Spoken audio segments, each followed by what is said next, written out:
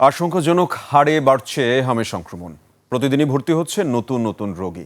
আজও সারা দেশে হাম ও হামের উপসর্গে ৮ জনের মৃত্যু হয়েছে। এছাড়া দেশের ৫৮ জেলা এখনও হামের উচ্চ ঝুঁকিতে রয়েছে বলে জানিয়েছে বিশ্ব স্বাস্থ্য সংস্থা। প্রতিনিধিদের তথ্য ও ছবিতে ডেস্ক রিপোর্ট। সিলেটের ওসমানী মেডিকেল কলেজ হাসপাতালে মারা গেছে খাদিজা নামের ১.৫ বছরের এক শিশু। এ নিয়ে সিলেটে হাম ও উপসর্গের মৃতের সংখ্যা দাঁড়ালো ৬৬ জনে। নতুন করে ভর্তি হয়েছে আরও ৫৫ জন, যার মধ্যে শহীদ শামসুদ্দিন ও ওসমানী হাসপাতালেই চিকিৎসাধীন ২৫০ রোগী। ময়মনসিংহ মেডিকেল কলেজ হাসপাতালেও থামছে না মৃত্যুর মিছিল।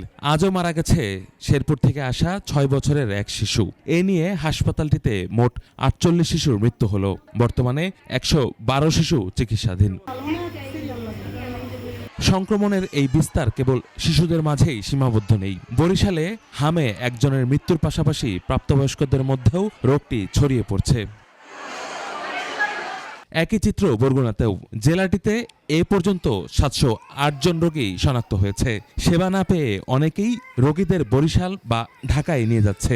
আমি পরশুদিন ভর্তি হয়েছি রাত ১০টার সময়, কিন্তু ডাক্তার কালকে আসছে নাকি একবার আমি দেখিও নাই চোখে। ভর্তি হওয়ার পর আমরা চিকিৎসা দিতেছে, কিছু ওষুধ হাসপাতাল থেকেও দেয়, আর কিছু ওষুধ বাহির থেকেও কিনতে হয়। পাবনায় এ পর্যন্ত ১০৮৮ জন আক্রান্ত হলেও সুস্থ হয়ে বাড়ি ফিরেছে ১০৫৪ জন। জোরদার টিকাদান কর্মসূচির কারণে সেখানে এখন পর্যন্ত মৃত্যুর ঘটনা ঘটেনি। খুলনায় সংক্রমণ ঊর্ধ্বমুখী। নতুন করে ৫৪ শিশু ভর্তি হওয়ায় মোট আক্রান্তের সংখ্যা দাঁড়িয়েছে ৫,৭৭২ জনে, আর প্রাণ গেছে ২৪ জনের। কুষ্টিয়ায় এ পর্যন্ত ১,৭০৯ শিশু আক্রান্ত হয়েছে এবং মারা গেছে ১৩ জন। পরিস্থিতি নিয়ন্ত্রণে খোলা হয়েছে হাম আইসোলেশন কর্নার। গাজীপুরে শহীদ তাজউদ্দিন আহমেদ মেডিকেল কলেজ হাসপাতালে আরও ১৩ শিশু ভর্তি হয়েছে।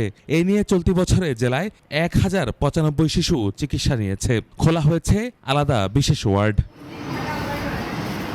এক প্রতিবেদনে বলা হয় ৬৪ জেলার মধ্যে ৫৮টিতেই হাম সংক্রমণ ছড়িয়ে পড়েছে। দেশজুড়ে অন্তত ৬০০-র বেশি শিশু মৃত্যু হওয়ায় জরুরি টিকাদানের উপর জোর দিয়েছে বিশ্ব স্বাস্থ্য সংস্থা। ইউসুফ হাসান নাঈম, ২১ টেলিভিশন।